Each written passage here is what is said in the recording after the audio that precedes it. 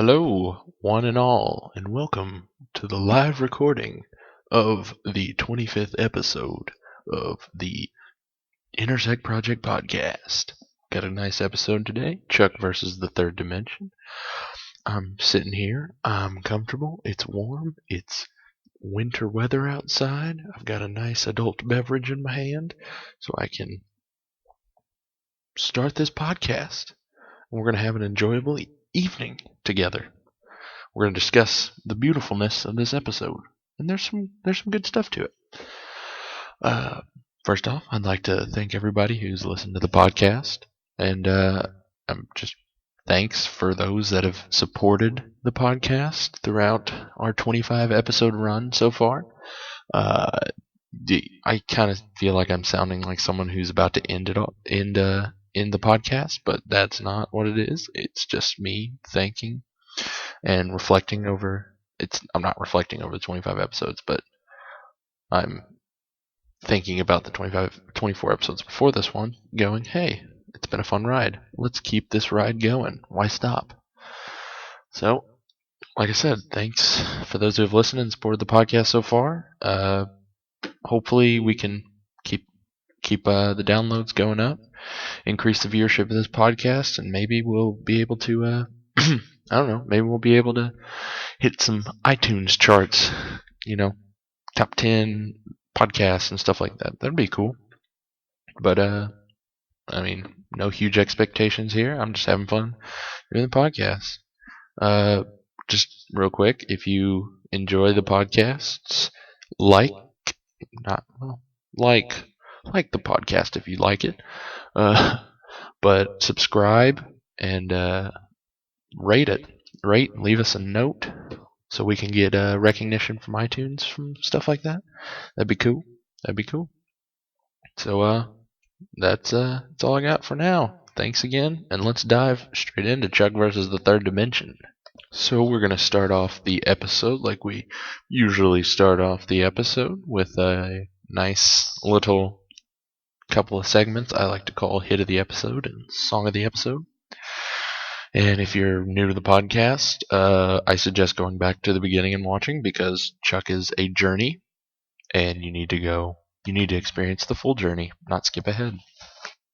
Even if it may feel bad, you should follow the whole journey. It's a fun ride. Roller coaster. Up, down, up, down, up, down.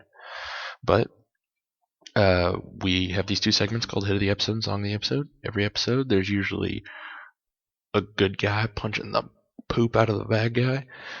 Knocking his block off, kicking ass, taking names. So we like to recognize, here at the podcast, we like to recognize our favorite hit of that episode.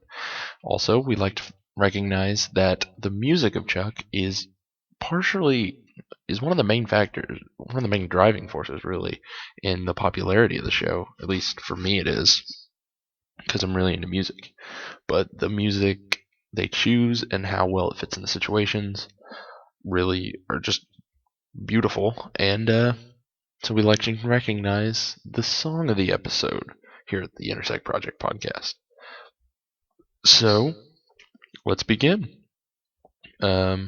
Let's do Hit of the Episode first. Hit of the Episode's fun, and that is going to go to Sarah Walker for her knockout of the North African spy, the evil guy. She just straight up cold cocks him, hits him with the four punch. I don't know boxing terms. That's my bad. I should know boxing terms. I feel like I should know boxing terms, but the cross, I guess. Nah, it wouldn't be the cross. It'd be just the jab. I think it's a jab. Just straight up jab, crosses, hits him with the elbow, kicks him in the face. Man, she can kick some ass. I'll tell you what. It's a good beverage. But seriously though, she was just straight up kicking some ass, and that is why I have to award her the hit of the episode. I mean, Casey landed a couple punches, but he really just punched a woman, and that's not cool. Come on, you can't punch a woman.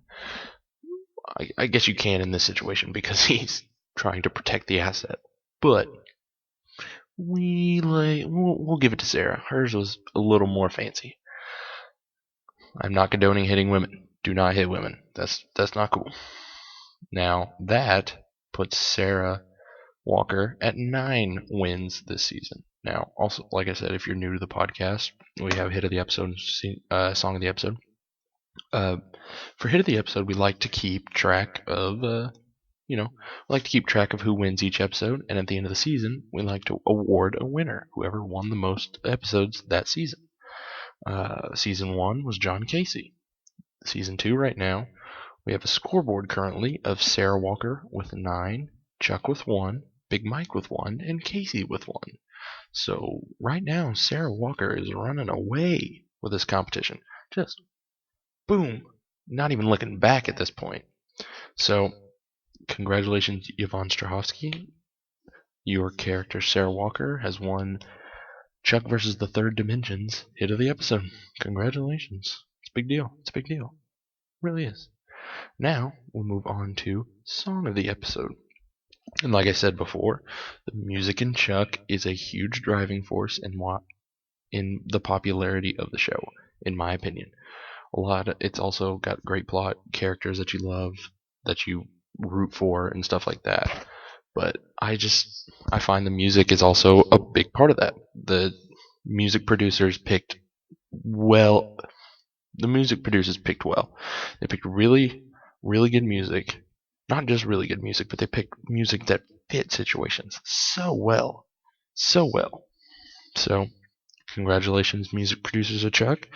We're not worthy. We're not worthy, in the immortal words of Wayne and Garth. We're not worthy. We're not worthy. Because of your awesome choices. So, let's just delve in. There's a few good choices this episode. I'm not a huge fan of the final countdown, so that's not my choice, even though that's probably the most recognized song in this episode. I'm just not a big fan of the song. And so my choice for song of the episode is Try It Again by The Hives. It's groovy, it's fun, it's light. It messes around. It's like they're messing around and they just made a great song out of it. I really enjoy it. Now, obviously, I'm just one man, and I just have one opinion. You guys out there obviously have an opinion. So, did you enjoy a different song this episode? If so, tweet at me at ChuckRewatch33, no spaces, capital C. The first C in Chuck is capitalized. Let me know what your favorite song was, because we don't all have the same music tastes. So if you liked a certain song in the episode that wasn't Tried Again by the Hives, send it to me. I like to see feedback from you guys. Also, or if you liked Try It Again by the Hives, let me know. It's a good song. So there you have it. Congratulations, The Hives. Your song Try It Again has won Chuck vs. the Third Dimension's Song of the Episode. Well, we've now reached the segment of the show where we talk about the episode at hand. So let's delve right on into that episode. Now, before we delve into the episode, I want to say something real quick about the episode. I really like how the episode's kind of an homage to Shawshank Redemption. I really enjoy that. Based on, Butterman keep saying he wants to go to Zihuatanejo, and the phrase "get busy living" or "get busy dying." It's just, I like it. I like that it's kind of an homage to Shawshank Redemption, because Shawshank Redemption is a very good movie.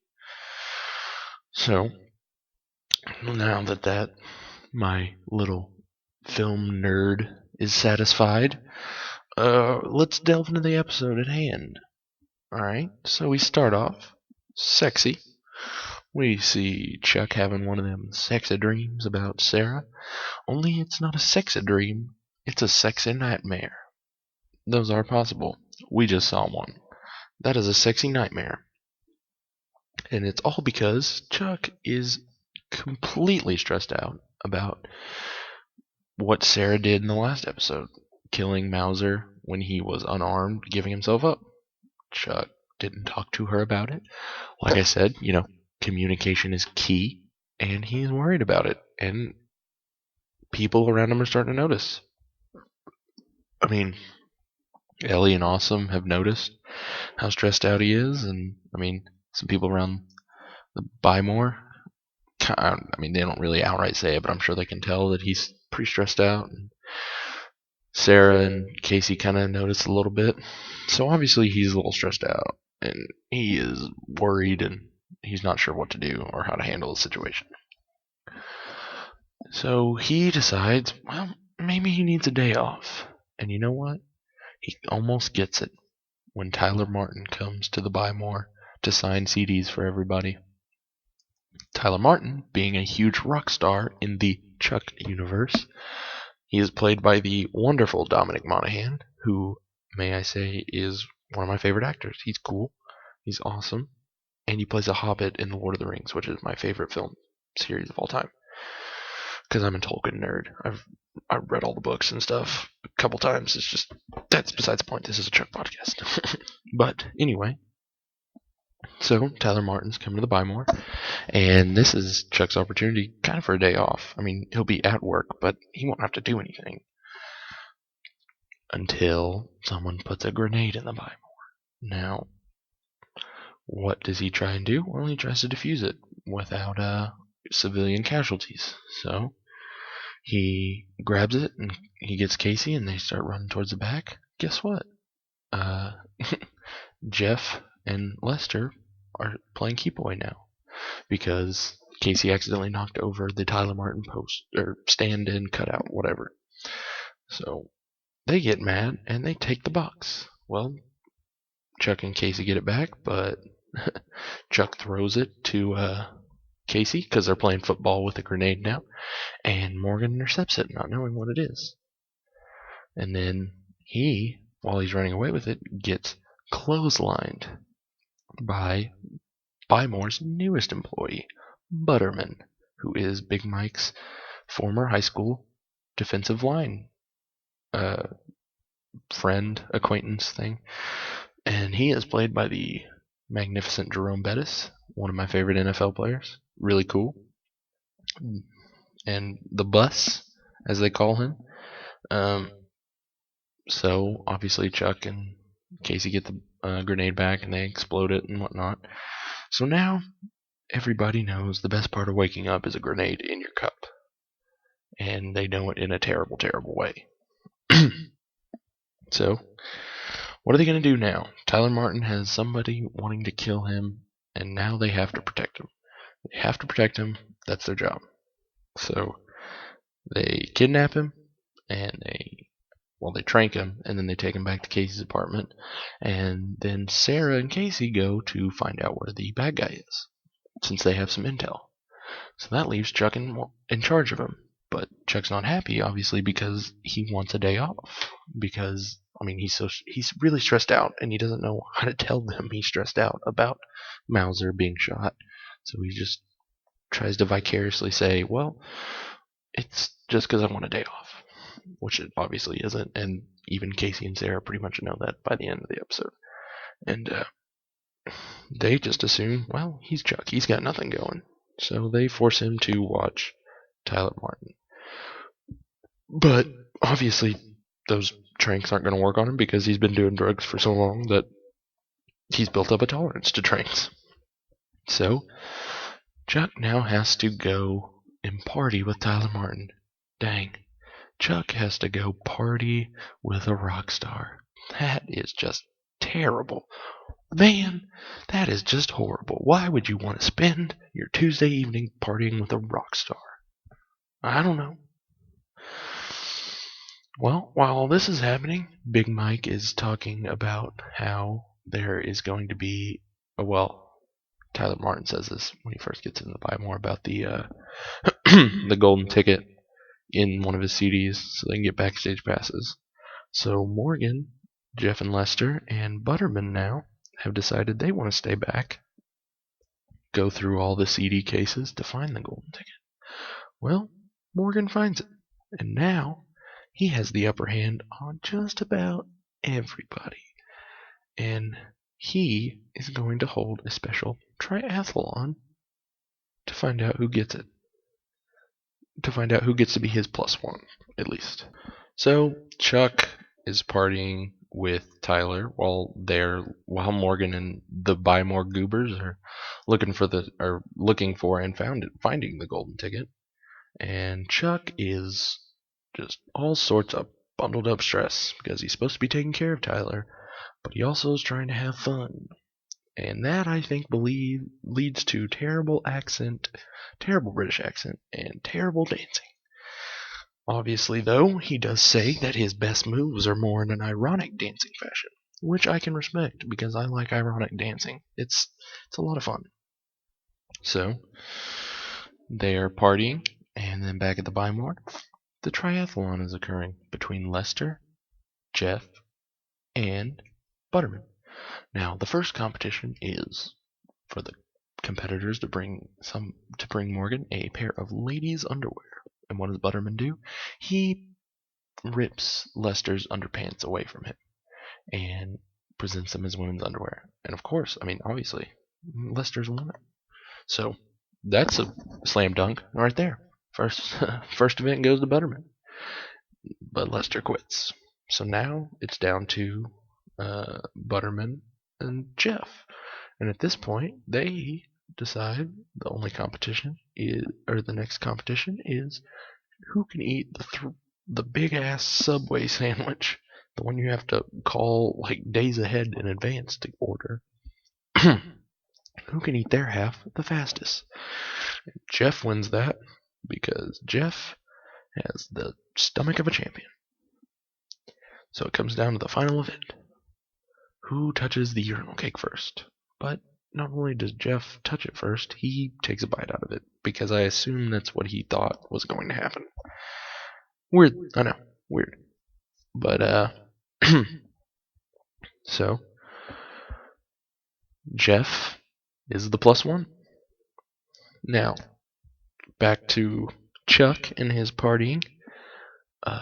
Tyler and Chuck are finally paired off with a couple of smoking babes, and they take him upstairs to do despicable things to him. And by despicable, I mean to murder Tyler and Chuck, not the nasty. Although, if they weren't trying to kill Tyler and Chuck, they would probably do the nasty with it. I don't know. That's a big assumption, I think, actually. So, who knows? But anyway, they go up there. Chuck realizes they're enemy spies, and then he tries to warn Tyler. That backfires, because Tyler just thinks that Chuck just wants both of them. Well, that leads to a chase, so Chuck can get away from him, and he ends up on the outside of an elevator and hanging on for dear life. And that leads to a confrontation in the elevator where the two ladies are about to shoot Chuck. But luckily, Casey and Sarah come in just the nick of time, beat him up, and save Chuck. So, now Chuck is trying to defend himself, saying, well, I needed a day off. I never get one. No one really respects my feelings on things like this. And then Casey tranks him because he doesn't want to hear another word about it. And at this point, Sarah pretty much realizes, hey, something's up with Chuck. I need to find out. And Chuck did present a point. He does kind of deserve a night off. He is doing more missions now. He's done more missions now than most spies do in their life. So I don't think it would be terrible for him to have a night off. Just me. So it's at this point Chuck also finds out that the secrets, not Morgan, that Tyler has been passing off secrets in his tattoos. Not himself, actually, but his manager. Selling secrets. Which is, brilliant for a bad guy, but despicable at the same time. So, now Chuck has to convince Tyler to perform so they can draw out the spy, take him out, and Tyler will be safe.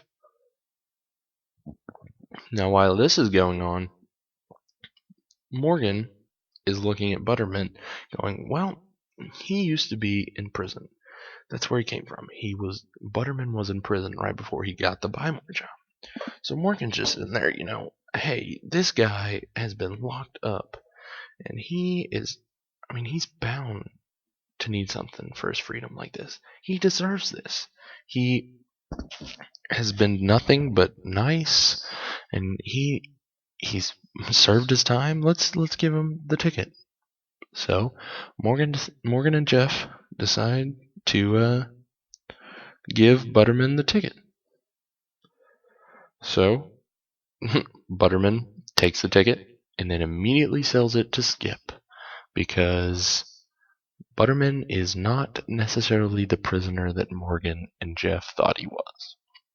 He was actually a white-collar criminal convicted of insider trading. So he is going to take that money and go who knows where with it. He says Zuatenejo, but according to Mike, Zuatenejo is Mexican for Philly. Which I know it's not, but that's funny. I've never it made me laugh. I don't know why it really made me laugh. It's just the randomness of that statement. Zuatenejo is just Mexican for Philly. It's a good line. It's a good line. But back to Chuck. He has to convince Tyler that he has to perform, and he goes in there and calms Tyler down, tells him he can be a hero, and then everything will return to normal, and that there's no one in the world he trusts more than there's out of the small group he trusts more than anybody else in the world. Casey and Sarah are one of them, and it's at this time when Chuck's putting in a good word with Tyler for putting a good word for Tyler in with a good word for Casey and Sarah in with Tyler, that the camera is showing Sarah's face. So and not Casey. So it's more of Sarah going, well, he may be angry for some reason at us, but he truly does care.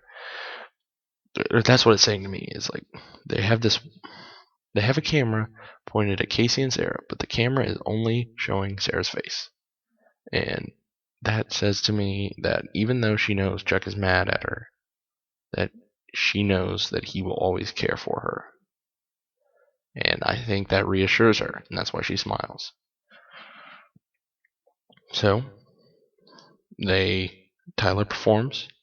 He goes out on stage after being chased by the North African spy onto the stage, and he and Chuck do a stage dive, which is totally cool. I've always wanted to do a stage dive. Hopefully one day I will be able to do a stage dive.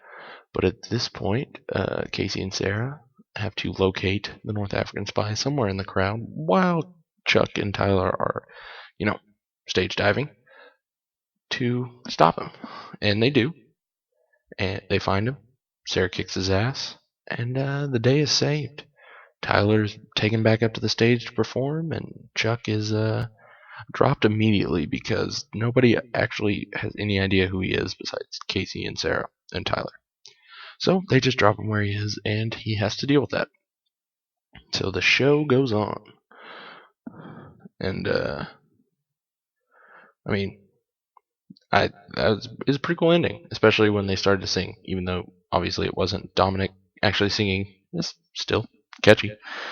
But anyway, so we cut back to Chuck's apartment. We see him talking to Sarah, and he finally he lets her know what he's been thinking this whole time. He's like, hey, I saw you shoot Mauser when he was about to arrest you. Why did you do that? I can't take this anymore. Why did you do that?